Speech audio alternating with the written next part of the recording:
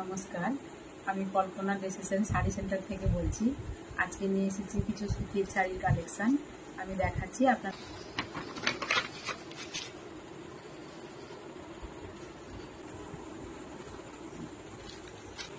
আর একটা সুতির শাড়ি দেখাচ্ছি।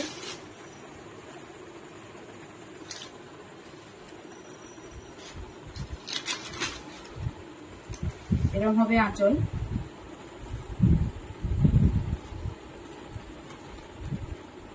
এরকম হবে একই কাপড়, শুধু কালার আলাদা।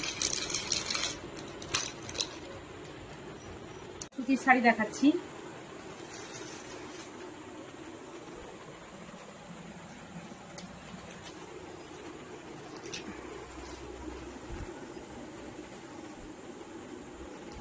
এরকম হবে পাড়, এটা হবে আঁচল,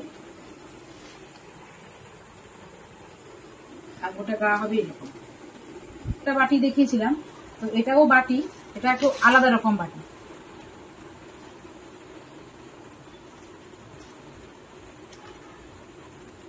এরকম হবে, আরেকটা এরকম হবে।